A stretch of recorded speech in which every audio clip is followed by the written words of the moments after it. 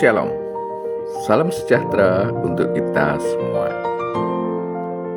Bapak, Ibu, Saudara-saudari yang kekasih, bersyukur kita dapat berjumpa kembali di channel Pelita Kasihku, channel renungan dan berbagi kasih, khususnya program Pancaran Sinar Pelita Kasih.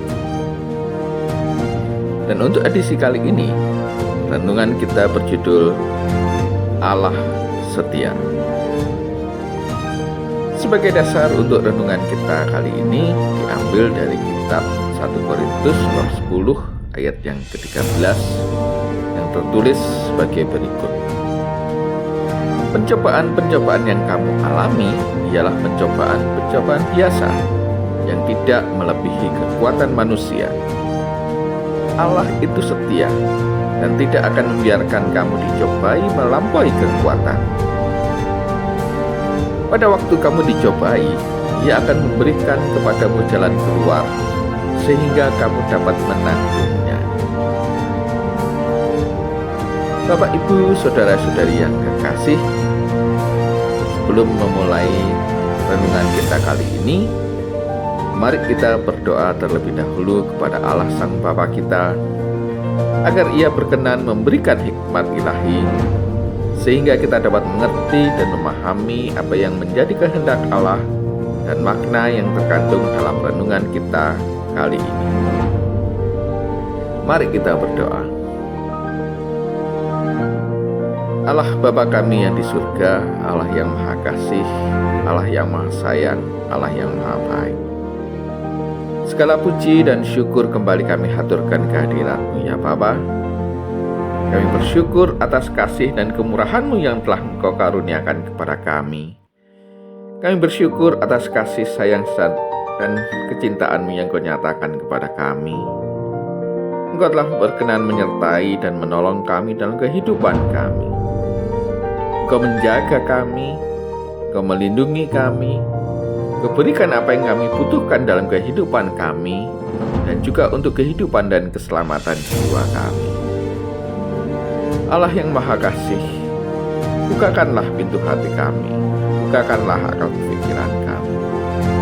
Berilah kami pengertian dan pemahaman akan apa yang menjadi kehendak-Mu dan makna yang terkandung dalam renungan kali ini. Tolonglah kami dan bantulah kami ya Bapa, agar kami mampu menyesuaikan hidup kami seturut dan selaras dengan apa yang menjadi kehendak-Mu dan perintah-perintah-Mu dalam kehidupan kami. Ya Allah, dengarkanlah permohonan kami, dan berilah lebih dari apa yang dapat kami mohonkan dalam doa ini. Dalam nama Tuhan Yesus Kristus, kami berdoa dan mengucap syukur. Amin. Bapak, Ibu, Saudara-saudari yang kekasih, untuk memulai renungan kita kali ini, mari kita melihat kepada diri kita masing-masing. Sebagai orang-orang percaya milik Tuhan, kita juga tidak dilepaskan dari berbagai macam kesulitan dan permasalahan selama kita hidup di muka bumi ini. Tetapi kalau kita mau renungkan, sebenarnya Allah juga tidak pernah membiarkan kita tanpa mendapatkan pertolongannya. Dan pertolongan itu juga diberikan kepada kita semua tanpa terkecuali, sesuai dengan kesulitan dan permasalahan yang kita alami. Rasul Paulus menyatakan bahwa Allah tidak akan membiarkan kamu dicobai melampaui kekuatanmu. Sebenarnya, bukan tanpa alasan Allah melakukan hal ini. Allah melakukan hal ini sebenarnya sebagai wujud kasih-Nya yang sedemikian besar kepada umat manusia, agar manusia umat milik Tuhan senantiasa mau dekat dengan Beliau dan mau menuruti perintah-perintah-Nya. Sayangnya, semua pertolongan Allah seringkali hanya dianggap sebagai suatu kebetulan, keberuntungan, bahkan sebagai suatu kewajaran yang mereka terima. Mereka tidak dapat melihat bahwa sebenarnya itu adalah bentuk dari kesetiaan Allah terhadap janji-Nya untuk senantiasa mengasihi manusia. Kondisi yang sedemikian itu juga terjadi pada sidang Jumat awal di Korintus. Itulah sebabnya Rasul Paulus mengingatkan mereka agar mereka mau belajar dari yang dialami oleh bangsa Israel ketika mereka dituntun oleh Musa dan Harun keluar dari Mesir. Rasul Paulus mengingatkan bahwa bangsa Israel pun juga banyak mengalami kesulitan dan permasalahan saat berjalan menuju ke negeri perjanjian. Tapi mereka pada kenyataannya bisa melewati dan mengatasi semua rintangan itu dengan pertolongan Allah. Meskipun demikian, masih saja banyak di antara mereka yang tidak mentaati kehendak Allah dan akhirnya binasa di padang gurun. Nah, disinilah Rasul Paulus menggunakan contoh ini untuk memperingatkan sidang jemaat di Korintus, dan itu dapat kita baca di dalam 1 Korintus 10 ayat 1 sampai yang ke-12. Ia juga mengingatkan kembali akan kesetiaan Allah dan pertolongannya.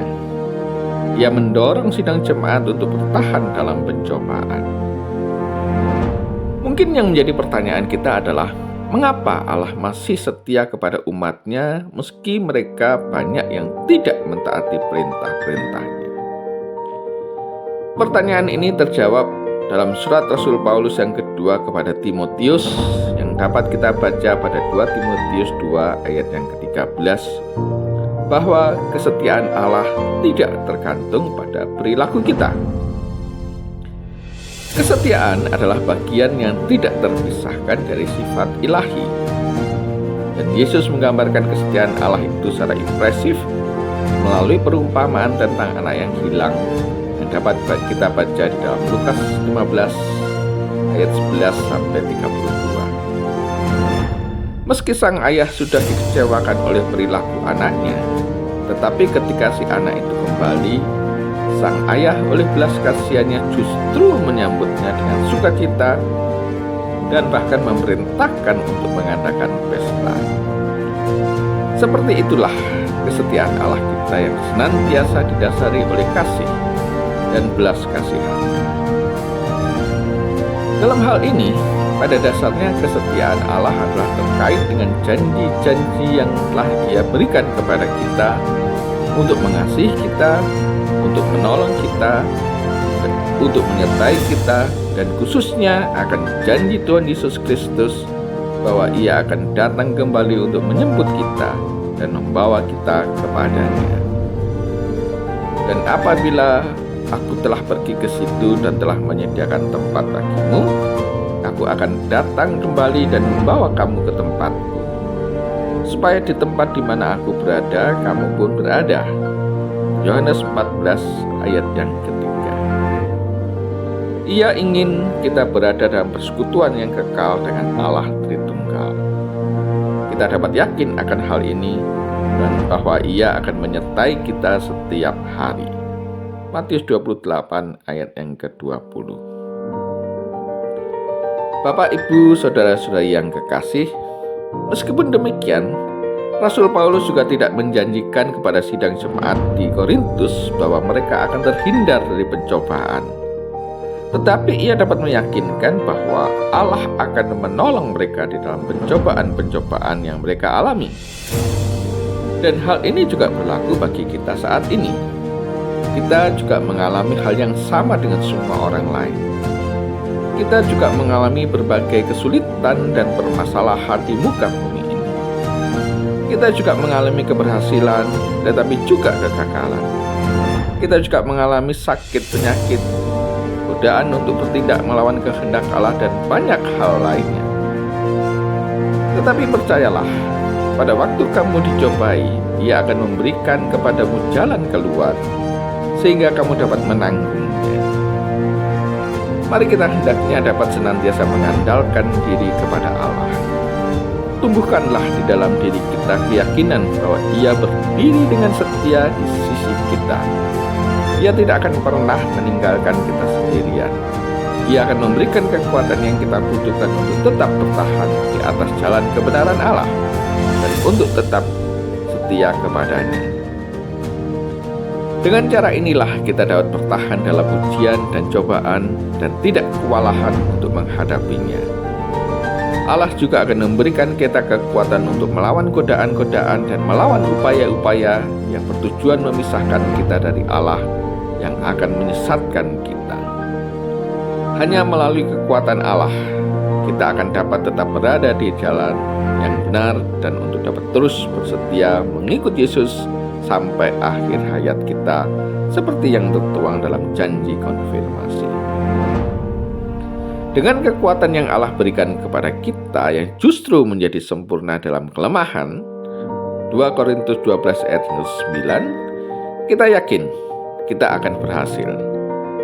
Dan karena Allah setia pada janjinya, maka kita juga akan senantiasa dengan penuh sukacita menantikan kedatangan Tuhan Yesus Kristus kembali dan mempersiapkan diri kita untuk hal itu.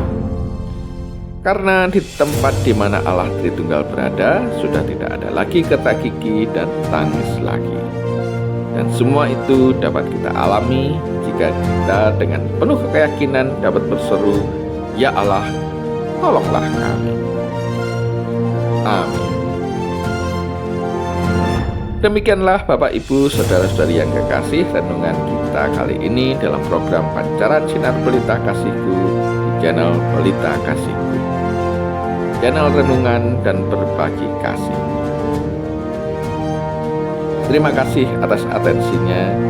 Sampai jumpa di renungan yang lain pada edisi berikutnya. Shalom. Tuhan Yesus memberkati.